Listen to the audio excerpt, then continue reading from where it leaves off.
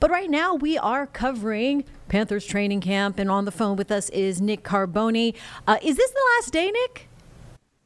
Oh, no. It's the last day of really not even the last day of the week. We've got Fan Fest tomorrow night, which is in fact a practice, and it will actually be a padded practice. Then you've got next week through the Friday night home preseason game against the Browns. There will be a joint practice with the Browns on Wednesday. And then the following week, you'll have the lead up to their preseason road game at the Texans. Camp technically breaks as they go to Houston for that Texans game and a joint practice down there. Then they come back and prepare for the third preseason game. And I guess that's not technically training camp anymore. That's just kind of practice and preparation. It kind of phases into regular season practice towards the end of August. So we are maybe halfway through, but not quite. Oh, wow. Already so busy.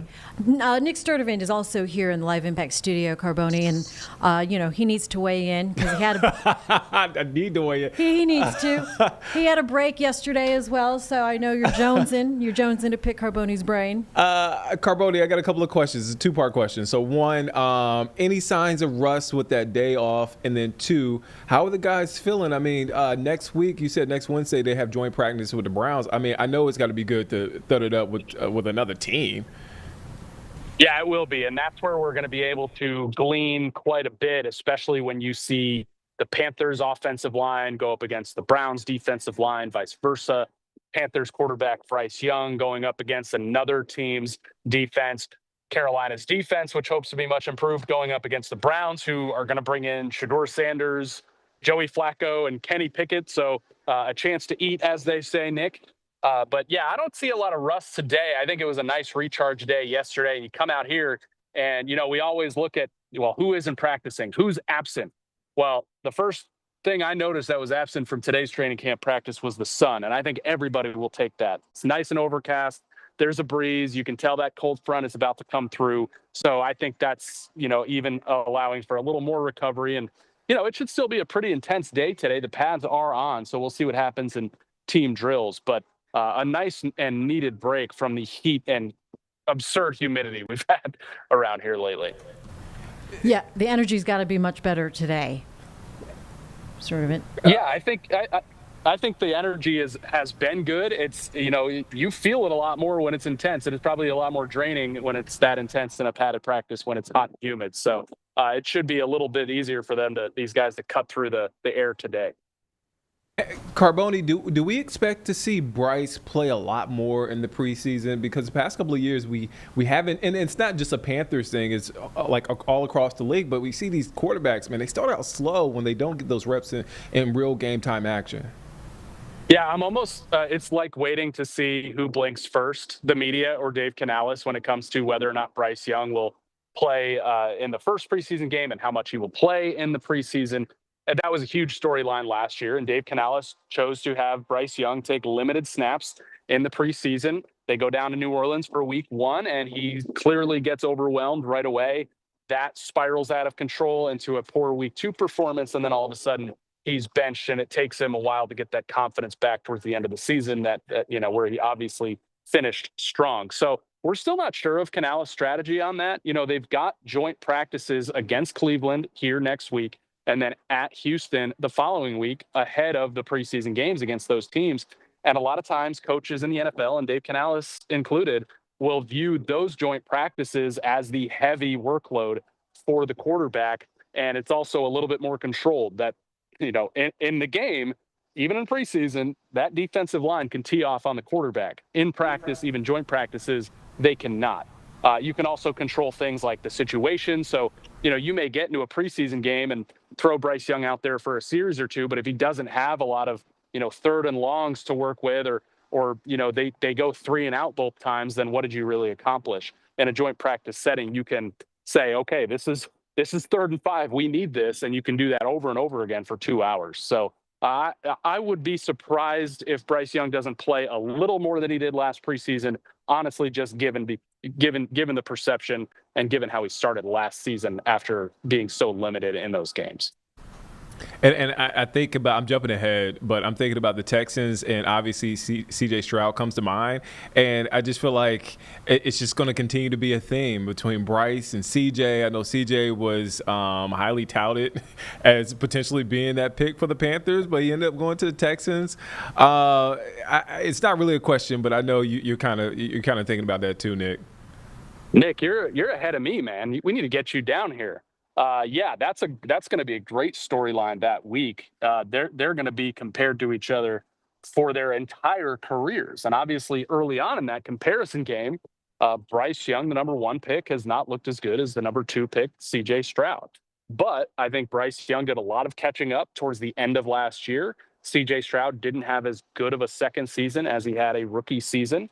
And, you look at the team environments for both, too. I think Houston was a lot better set up for a rookie quarterback to come in than Carolina was. So that could be evening out as well now that we're in year 2 under Dave Canales, and they've added some more pieces around Bryce Young, like Tetairoa McMillan in the first round.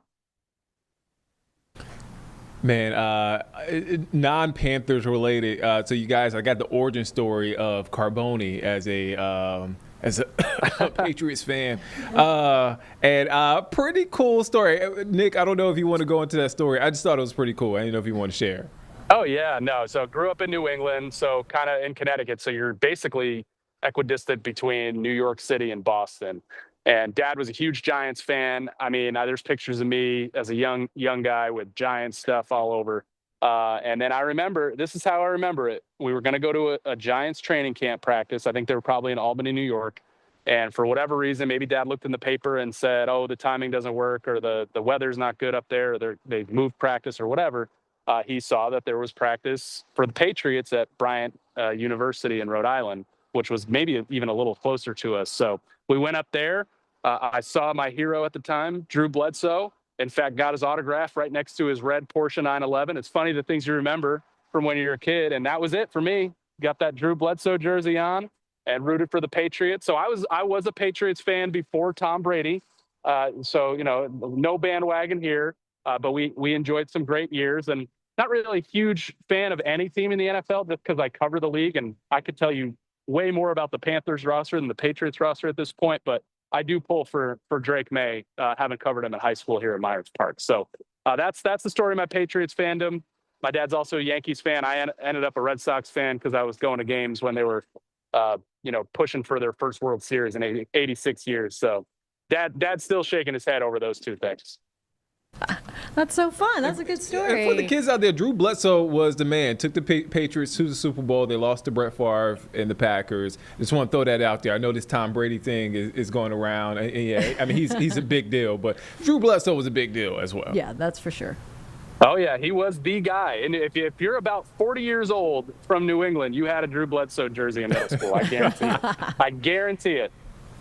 Awesome. All right, Nick, what are we going to look forward to today, end of week 1, full week of training camp? Yeah, so pads are on today, which I wasn't sure about because it sounds like they will have a padded practice tomorrow for FanFest, which is great for the fans who have not been able to reach out and see and touch their favorite players all training camp. And to have it not be just kind of a light day, to have it be a padded practice day where you're going to see a lot of one-on-one drills and a lot of trash talk and Bryce Young, going up against the defense. Like, that's going to be really fun for tomorrow. We should see some of that today as well. So looking forward to that. It's been a couple of weeks here in training camp, and we still have not talked to rookie receiver Tetairoa McMillan. I think the Hunter Renfrow story, deservedly so, kind of carried all of the headlines for the first week or so, but McMillan has really broken out in a big way. He is making one-handed catches like it's nothing out here. He made one the other day. We just saw him make one and a drill today. So we are going to hear from McMillan for the first time. I mean, there's a lot of expectations for him externally and internally. All the reports so far are really, really good. He rarely dropped a pass in college. He dropped the pass out here the other day, guys. He responded and caught 5 or 6 in a row, including that one-hander, which, I mean, the degree of difficulty on that one was about 10. So excited to hear from him. I've got a one-on-one with Corey Thornton, who a lot of Panthers fans probably don't know yet. He was an undrafted defensive back out of Louisville. He is looking the part of a guy who could make this team, and I can't wait to kind of dive into the mentality of a guy like that, who is such a long shot to make an NFL roster, waking up every day and getting into this field and knowing he's got to prove himself. And so far he has. So that's going to be kind of our coverage tonight at 4, 5, and 6. And again, here at 3:30 on WCNC Plus. Awesome. We're looking forward to all of that. What a great story with Corey. All right, Nick Carboni, thank you so much. That was fun. You got it, guys. Thank you, guys. All right. Thank you. We'll see him at 4. See you at 4 Sturt event. Or I don't know. We're going to see you a little bit later on. We're seeing you.